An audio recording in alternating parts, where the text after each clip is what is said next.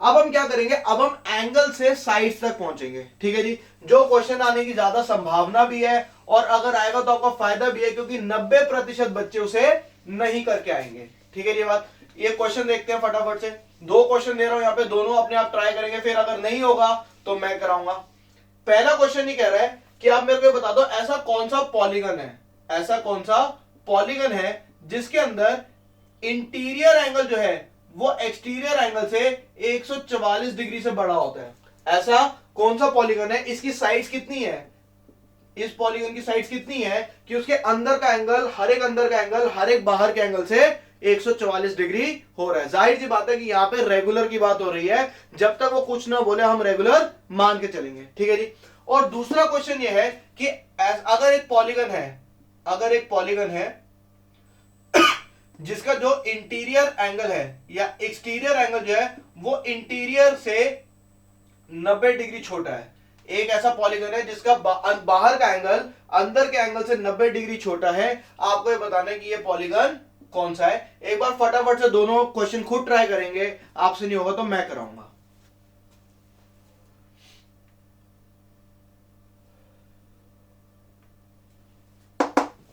कर लेते हैं बच्चे से, कर लेते हैं। पहले ये करेंगे हर, अब यहां पे क्या है, यहां पे मेरे को एन नहीं पता, यहां पे मेरे को एन नहीं पता। इंटीरियर एंगल कैसे दिया जाता है, ये होता है 180 माइनस 360 बाय एन। याद है नहीं याद है, 180 minus exterior angle, exterior angle कितना होता है 360 बाय एन, तो इंटीरियर कितना होगा 180 माइनस एक्सटीरियर, यानी कि 180 माइनस 360 बाय एन। ये अपने आप में कैसे दिया जाता है, ये तो अपने आप में 360 बाय एन होता है, ये अपने आप में 360 बाय एन होता है, और ये क्या दिया हुआ है 144, यानी कि इंटीरियर एंगल अंदर का एंगल बाहर के एंगल से 144 डिग्री 144 डिग्री ज्यादा है। ये मैंने लिखा था इंग्लिश की भाषा में, इसको मैंने लिख दिया मैथ्स की भाषा में। मैथ्स जो है वो हिंदी इंग्लिश नहीं जानता, मैथ्स जानता है सिर्फ इक्वेशन की भाषा। ठीक है जी, नंबर और इक्वेशन की भाषा। तो ये क्या हो गया, ये हो गया इंटीरियर, ये हो गया एक्सटीरियर। इसको फटाफट से कैलकुलेट करेंगे। कैलकुलेट करने के लिए इसका n का एलसीएम नहीं लेंगे आप, यहां पे n का और यहां का एलसीएम n का मत लेना, वरना कैलकुलेशन में फंस जाओगे। इसको मैं उधर ले जाता हूं और इसको इधर ले आता हूं। ठीक है यार, इसको उधर ले जाता हूं, उसको उधर ले आता हूं, ये उधर आके माइनस हो जाएगा। 180 में से 144 गया, ये बचा 36 डिग्री। 180 में से 144 गया, ये बचा 36 डिग्री, और इधर ये उधर जाके प्लस हो जाएगा, तो 360 by n plus 360 by n. अगर ये पूरा x है, ये भी पूरा x है, तो माइनस एक्स उधर जाके प्लस x हो जाएगा, x प्लस एक्स हो जाएगा 2x। समझ रहे बात को? अगर ये आपका है x माइनस एक्स, उधर जाके हो जाएगा प्लस x, और ये हो जाएगा x प्लस एक्स यानी कि 2x। तो 2 इंटू एक्स कितना था मेरा 360 बाय एन, ये कट गया 10 से, यानी n कितना आ गया 20। ये आंसर बिल्कुल सही है। एक ऐसा पॉलीगन जिसके अंदर का एंगल बाहर के एंगल से 144 डिग्री बड़ा है, वो कितनी साइड वाला होता है 20 साइड वाला। ये याद रखने की जरूरत नहीं है, लेकिन क्वेश्चन कर लिया याद रहेगा। ठीक है जी बात। अगले क्वेश्चन पे आते हैं, फिर से वही करूंगा। एक्सटीरियर एंगल कैसे दिया जाता है बच्चे, ये होता है 360 बाय एन। इंटीरियर एंगल कैसे दिया जाता है 180 माइनस 360 बाय एन। लेकिन ये कह रहे हैं कि एक्सटीरियर जो है वो इंटीरियर से 90 डिग्री छोटा है, एक्सटीरियर जो है वो इंटीरियर से 90 डिग्री छोटा है। अब जिस बच्चे ने तो अच्छे से पढ़ाई करी है उसे पता ही है ऑक्टागन होता है, जिस बच्चे ने अच्छे से पढ़ाई करी है उसे पता है ऑक्टागन होता है। ऑक्टागन के बाहर का एंगल कितना होता है भाई 45 डिग्री, अंदर का होता है 135 डिग्री, दोनों में डिफरेंस कितना आया 90 डिग्री का। लेकिन आप लोगों में से 90% बच्चे तो इतना नहीं पढ़े हुए थे, तो आपको नहीं पता लगा होगा, लेकिन अब मैंने बता दिया, अब गलत नहीं होना चाहिए, अब गलत नहीं। ऐसे ही करते करते छोटी छोटी चीजें आपके एग्जाम में मार्क्स बढ़ जाते हैं। जो बच्चे से पूरे सॉल्व करेगा वो 2 क्वेश्चन का टाइम लेगा, गलत करने के उसके चांसेस रहेंगे। जिस बच्चे ने पहले से मेहनत कर रखी है उसे पता है, वो टिक लगाएगा, जनरल स्टडी के क्वेश्चन की तरह टिक लगाएगा और आगे बढ़ जाएगा। घबराने की बात नहीं, करा देता हूं। तो एक्सटीरियर एंगल क्या होगा भाई, एक्सटीरियर एंगल होगा इंटीरियर एंगल से 90 डिग्री छोटा है। इसमें भी वही करूंगा, इसको मैं उधर ले जाता हूं, तो 80 माइनस 90 कितना हो गया 80 माइनस 90 90 रह गया, और ये उधर जाके प्लस हो जाएगा। तो अगर ये पूरा x था और ये पूरा x था, तो x उधर जाके माइनस एक्स उधर जाके प्लस एक्स हो जाएगा, यानी कि 2x, यानी कि 2 इंटू 360 बाय एन। इसको काटा 4 से, यानी n कितना आ गया 8। ठीक है जी, लेकिन ये तो मेरे को पहले से पता था। समझ रहे बात को? जो भी मैं इंग्लिश में बोला था, क्वेश्चन जो आएगा इंग्लिश या हिंदी में, उसको मैं मैथ्स की भाषा में लिख लूंगा। मेरे को इससे मतलब नहीं है कि आप इंग्लिश मीडियम के हो या हिंदी मीडियम के हो, मेरे को उससे फर्क नहीं पड़ता। मेरे को सिर्फ फर्क पड़ता है आपकी मेहनत से, मेरे को सिर्फ फर्क पड़ता है आपकी मेहनत से, और आपके रिजल्ट के बीच में सिर्फ आपकी मेहनत खड़ी हुई है। ठीक है जी बात। जो जिस दिन उठ के मेहनत करना शुरू कर देगा वो उस दिन से आगे बढ़ना शुरू कर देगा। ठीक है जी। आप में से बहुत बच्चे ऐसे हैं जिन्होंने पहले एक फेलियर देखा हुआ है, आपने एक फेलियर देखा हुआ है। ठीक है जी बात। अब ऐसी दोबारा नौबत ना आए तो इसीलिए अभी से पढ़ना शुरू करेंगे। ठीक है जी बात। एग्जाम रिजल्ट आता है, बहुत बच्चों का सिलेक्शन नहीं होता, फिर वो उसके बाद अपने आप को कोसते हैं, कहते हैं कि भाई मैं पहले पढ़ लेता तो अच्छी बात थी। पूरा साल निकल जाता है, फिर उसके बाद दोबारा उनको एग्जाम देने का मौका मिलता है। तो इसलिए आप उन बच्चों में से मत बनना, पहले से मेहनत करके चलेंगे। ठीक है जी बात। मेरे वीडियो से समझना कोई बड़ी बात नहीं है। हाँ, ना पढ़ने से तो बेहतर है, ना पढ़ने से बेहतर है कि आप आगे जो है मेरे वीडियोस देखो और इनसे जो है वो कुछ बन जाओ। हाँ, लेकिन वीडियो से समझना बड़ी बात नहीं है, एग्जाम में जाके क्वेश्चन करना बड़ी बात है। ठीक है जी। तो वीडियोस, हर 1 घंटे का वीडियो जो आप देखते हो उसके मुकाबले घर जाके आपको अपनी 2 घंटे की मेहनत करनी है। यदि तुम घर में जाके मेहनत नहीं करोगे तो वीडियोस देखने का अपने आप में कोई ज्यादा फायदा नहीं हो पाएगा, इस बात की मैं गारंटी लेता हूं। ठीक है जी बात। नेक्स्ट क्वेश्चन देखेंगे, ये बच्चे समझ आगे दोनों नोट करेंगे इन्हें, नेक्स्ट क्वेश्चन देखेंगे। नेक्स्ट क्वेश्चन देखा जाए, नेक्स्ट क्वेश्चन देखेंगे भाई। अगर नहीं समझ आया तो वीडियो पॉज करा लेंगे, ज्यादा मुश्किल क्वेश्चन नहीं है, अपने दोस्त की मदद ले लेंगे, कोऑर्डिनेटर की मदद ले लेंगे आपको, लेकिन हर हाल में समझ आना चाहिए। नेक्स्ट क्वेश्चन देखेंगे। ये कह रहा है कि ऐसा कौन सा पॉलीगन है, ऐसा कौन सा पॉलीगन है जिसमें इंटीरियर एंगल जो होता है वो एक्सटीरियर का दुगना होता है। ऐसा कौन सा पॉलीगन है जिसके अंदर इंटीरियर जो वो एक्सटीरियर का दुगना होता है। ठीक है जी। दूसरा सवाल ये तो आसान क्वेश्चन है। दूसरा सवाल ये है कि ratio of exterior angle of 15 sided polygon bye interior angle of 10 side polygon. ठीक है जी। ये कितना होता है? रेशियो में बताना है, एक्सटीरियर 15 साइड पॉलीगन और इंटीरियर, बाहर का एंगल 15 साइड पॉलीगन का और इंटीरियर एंगल 10 साइड पॉलीगन का। इसके साथ में एक और क्वेश्चन करेंगे। ये जो क्वेश्चन है टायर 2 में पूछा हुआ क्वेश्चन है भाई, ये भी करेंगे साथ में। ये कह रहा है कि मेरे पास 2 पॉलीगन है, पहले नोट कर लो, उसका टाइम मिलेगा, तीनों क्वेश्चन एक साथ करना।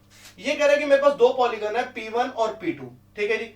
इनकी जो भुजाएं हैं, इनकी जो साइड्स हैं वो आपस में 4:5 के रेशियो में है। इनकी जो भुजाएं हैं आपस में 4:5 के रेशियो में है। और ये कह रहा है कि इसके इंटीरियर एंगल का जो डिफरेंस है, यानी कि एक जो अंदर का एंगल है वो दूसरे के अंदर के एंगल से 9 डिग्री बड़ा है। ये दोनों रेगुलर है, दोनों ही रेगुलर है। जहां पे ना बोला जाए वहां पे रेगुलर की बात होती है। ठीक है जी। अंदर के एंगल्स का जो घटाव है वो है 9 डिग्री का। एक का अंदर का एंगल दूसरे के अंदर के एंगल से 9 डिग्री बड़ा है। ठीक है जी। आपको ये बताना है कि ये दोनों पॉलीगन्स कौन से थे।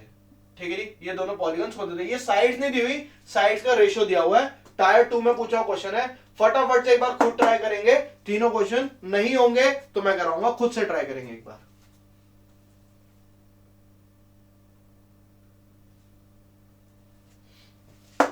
कर लेते हैं बच्चे, कर लेते हैं। इंटीरियर एंगल कैसे दिया जाता है भाई? इंटीरियर एंगल होता है 180 minus 360 by n. Interior angle कैसे दिया जाता है? 180 माइनस 360 बाय एन। और एक्सटीरियर एंगल कितना होता है? 360 बाय एन। अच्छा, क्या इसका आंसर मेरे को पता था? मेरे को बिल्कुल पता था, क्योंकि मैंने इसको याद किया हुआ है। ये जो है ये आपका अंदर का एंगल अगर जो है वो 120 और बाहर का 60 हो तो बात बन गई, यानी ये एक हेक्सागन है। ये एक हेक्सागन है। मेरे को आंसर पहले से पता है, ऐसा होता है एग्जाम में, क्वेश्चन आएगा आपको आंसर पता होगा। लेकिन ये भी तो मानोगे बात को कि जिसने पढ़ाई करी उसी को पता होगा, जिसने पढ़ाई नहीं करी है उसे कैसे पता कि हेक्सागन के अंदर होता है? उसके लिए तो बिल्कुल काला अक्षर भैंस बराबर, उसको कुछ भी नहीं आता होगा। समझ रहे बात को? तो 180 माइनस 360 बाय एन, और ये एक्सटीरियर एंगल कितना हो गया? 360 बाय एन, लेकिन इसका दुगना है। अब ये इसको मैं उधर ले जाता हूं, इसको मैं उधर ले जाता हूं, तो ये माइनस एक्स है पूरा, उधर जाके प्लस हो जाएगा। ये 2x पहले से मौजूद है, तो 180 is equal to 3 into 360 by n. इसको काटा 2 से, तो n कितना आ गया भाई? 6। ठीक है जी बात। तो ऐसे करना, आप ऐसे कर लो, लेकिन समझ आ रही है, याद रहना चाहिए। मैंने ऐसा इसलिए करके दिखाया क्योंकि हर बार इतना छोटा नहीं आएगा, हर बार इतना छोटा नहीं आएगा। समझ रहे हो बात को?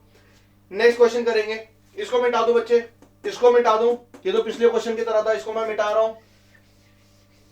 नोट करेंगे, ये कह रहे हैं कि exterior angle of a 15 side polygon, 15 side का जो पॉलीगन है उसका एक्सटीरियर एंगल कितना दिया जाएगा, 360 बाय 15 से, ठीक है जी।